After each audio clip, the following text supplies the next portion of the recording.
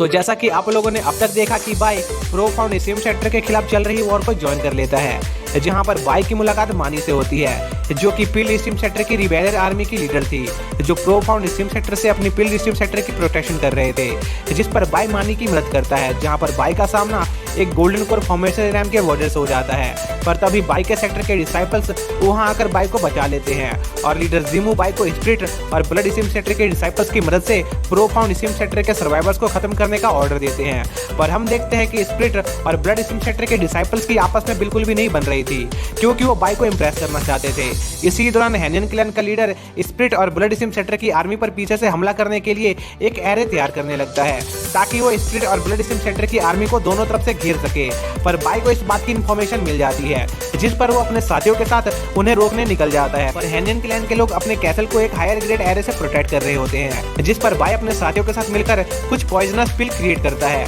और उन पिल की मदद से हैनियन क्लैन के कैसल को पूरी तरह से अपने पॉइजन स्मोक से भर देता है। अब आगे तो इस पार्ट की शुरुआत में हम देखते हैं कि बाई के पॉइजन स्मोक की वजह से हैनियन क्लैन की हालत बिल्कुल कॉप्स पीक की तरह होने लगती है, जहां पर लोगों को अजीब से इल्यूजन आ रहे होते हैं और साथ ही हैनियन क्लैन के ऊपर तेजाब की बारिश भी हो रही होती है, जिससे उन लोगों के कपड़े और बाल जल रहे होते हैं, जो देखकर डिवाइनर मार्शल बाई की काफी ज्यादा तारीफ करने लगता है, क्योंकि बाई के प्लान की वजह से कुछ ही समय में हैनियन क्लैन की हालत काफी ज्यादा खराब हो गई थी। पर बाई अपने एक्सपेरिमेंट के रिजल्ट से उतना ज्यादा सेटिस्फाइड नहीं होता है, क्योंकि हैनियन क्लैन वाले अभी भी हार नहीं मान रहे थे, जिस पर बाई अपने साथियों को एक थर्ड ग्रेड रिफाइंड पिल दिखाता है और उनसे कहता है कि जो डिसाइपल सबसे ज्यादा पॉइजनस पिल को हैनियन क्लैन पर शूट करेगा, बाई उन सभी को एक थर्ड ग्रेड पिल गिफ्ट के तौर पर देगा, जिस पर वो सभी डिसाइपल्स काफी ज्यादा जोश के साथ एक मशीन गन की तरह उन पिल्स को हैनियन क्लैन पर शूट करने लगते हैं, जिस पर हैनियन क्लैन की और ज्यादा हालत खराब होने लगती है। इसलिए वो बाई के सामने अपने घुटने टेक देते हैं। इसी दौरान की को भी इंफॉर्मेशन मिल जाती है कि हैनियन क्लैन ने खुद को बाई के आगे सरेंडर कर दिया है, पर की को इस बात की कोई चिंता नहीं होती है, क्योंकि वो जानता था कि हैनियन क्लैन का लीडर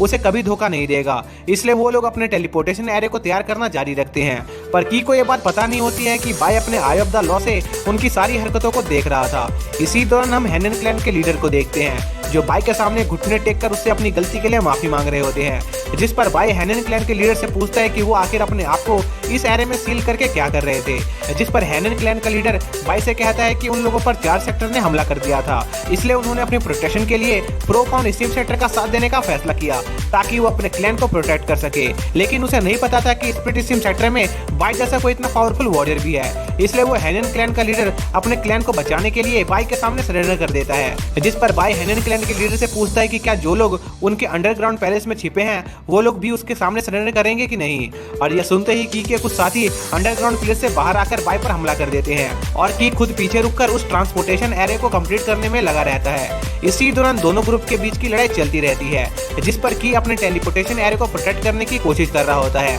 पर तभी बाई वहां पर आ जाता है, जो की आंखों के सामने ही उस स्टोन टैबलेट को डिस्ट्रॉय कर देता है, जिस पर की गुस्से में बाई को जान से मारने के लिए उस पर हमला करने लगता है। पर बाई की के अटैक को रोककर उसे काफी ज्यादा घायल कर देता है और उससे पूछता है कि आखिर वो अपने मकसद के लिए इतने सारे लोगों की जान की कुर्बानी क्यों दे रहा है, जिस पर की बाई से कहता है कि उनकी जान उनके सेक्टर के आगे कुछ नहीं है और वो लोग खुशी खुशी अपने प्रो फाउंड स्टीम सेक्टर के लिए अपनी और दूसरों की जान लेते रहेंगे। जो सुनकर बाई की गर्दन तोड़कर उसे जान से मार देता है। इसी दौरान बाई के साथी भी प्रो फाउंड स्टीम सेक्टर के दूसरे डिसाइपल्स को खत्म कर चुके होते हैं, इसलिए बाई हैनियन क्लैन के लोगों को छोड़ देता है और उन्हें अपने सेक्टर का एक पार्ट बनने का ऑफर देता है, क्योंकि वो फालतू में किसी की जान नहीं लेना चाहते थे। और बाई का बड़प्पन देखकर हैनियन क्लैन के लीडर की आंखों में आंसू आ जाते हैं, क्योंकि आज तक सभी लोग उनके जैसे छोटे क्लैन को बस अपने फायदे के लिए इस्तेमाल करते थे। इसलिए हैनियन क्लैन का लीडर बाई के ऑफर को एक्सेप्ट कर लेता है और हैनियन क्लैन के मेंबर बाई के सामने अपनी लॉयल्टी की कसम खाते हैं और बाई के नाम का नारा लगाने लगते हैं, जो देखकर स्प्लिट और ब्लड स्टीम सेक्टर के डिसाइपल्स भी एक साथ मिलकर बाई को चीयर करने लगते हैं। इसी दौरान हम एक अनजान शख्स को देखते हैं, जो दूर से यह सब देख रहा होता है और वो प्रो फाउंड स्टीम सेक्टर को ये रिपोर्ट करता है कि हैनियन क्लैन ने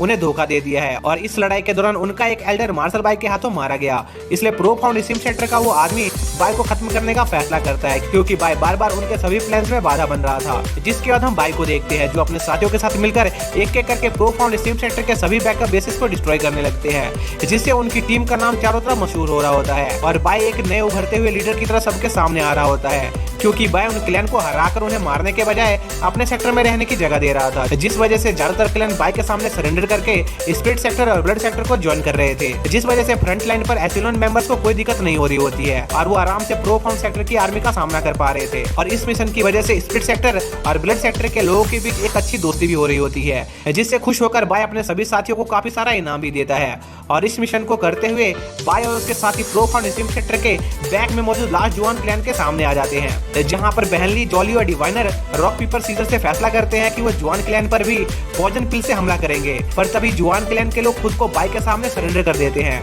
जिसके साथ ही बाय का मिशन कंप्लीट हो जाता है, जिस पर बहनली बाय को बैटल में फ्रंट लाइन ज्वाइन करने को कहता है, क्योंकि अब उन्हें दूसरे क्लैंस का कोई खतरा नहीं था। पर बाय बहनली को वापस लौटकर उसे उनके लोगों की रक्षा करने को कहता है, क्योंकि हो सकता था कि अभी प्रो फाउंड स्टीम सेक्टर के कुछ लोग छिपकर उन पर हमला करने का इंतजार कर रहे हो। तभी बाय देखता है कि कोई उसके दोस्त शान को जान से मारने वाला होता है, जिस पर बाय वहां जाकर तुरंत शान की जान बचाता है। पर शान बाय को तुरंत वहां से निकल जाने को कहता है, क्योंकि उन लोगों का असली टारगेट बाय था, जहां पर हम उसी मास्क मैन को देखते हैं, जो ये देखकर काफी ज्यादा खुश था कि बाय खुद ब खुद उनके पास चलकर आ गया और वो अभी भी दूसरे लोगों की परवाह करता है। और बाय को वो आवाज काफी ज्यादा जानी पहचानी सी लगती है। तभी हम देखते हैं कि वह शख्स कोई और नहीं बल्कि जिंडाओ था, जिसे बाय ने अपने हाथों से फॉलन सोडा बीच के इवेंट्स के दौरान जान से मार दिया था। लेकिन जिंडाओ किसी वजह से फिर से जिंदा हो गया था, जो यहाँ पर बाय से अपनी मौत का बदल लेने आया था, जिसके साथ ही यह पार्ट यहीं पर खत्म हो जाता है।